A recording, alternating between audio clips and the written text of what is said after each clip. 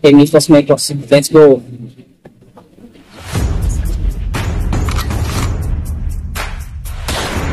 Lunang di bago ka maabot sa barangay hall, mga kabingka. Ato na ning tilawan kabings kung unsa na ni kalambi o worth it o not worth it. So, katag na kong rate 100.1% mga kabingka. Lamig yung kaayo, no? Daw-adlaw ni sila diri mo magtinta mga kabingka.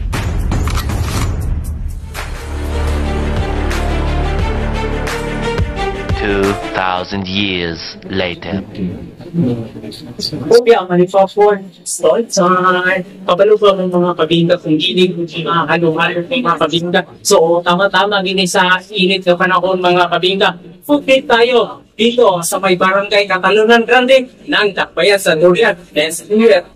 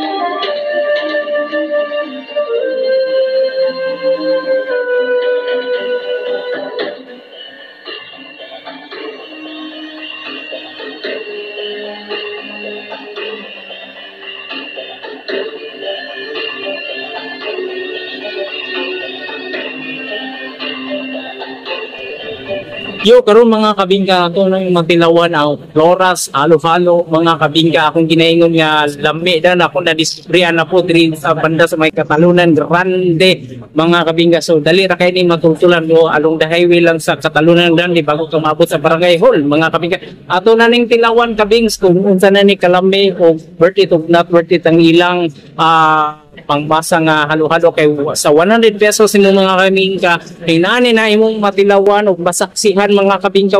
Tarawan na to kung sa pagkabunggay lang halo-halo mga kabingka. Let's go. Nato ning let's see plant.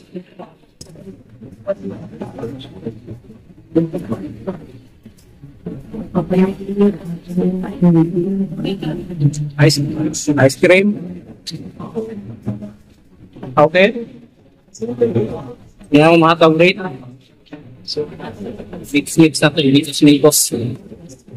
Pumundutan sa panan.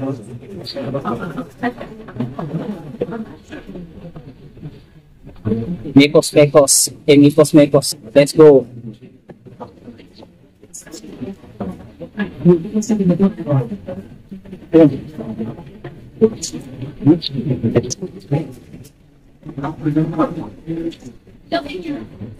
Go!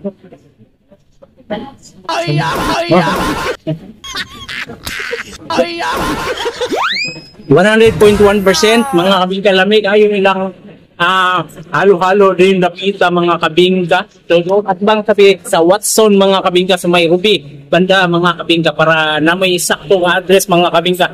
So, natag na kong rate 100.1% mga kabingka. Lamig yung kaayo, no? Daw-adlaw ni sila diri mo magtinta mga kabingka. So, alas 11 hangtod manirado na gyud mga kabingka. So, see you in next my vlog mga kabingka. Ito po si DJ March mga kabingka. At ang akong susunod na food review mga kabingka. Let's go. Tell me pretty lies, look me in the face, tell me that you love me.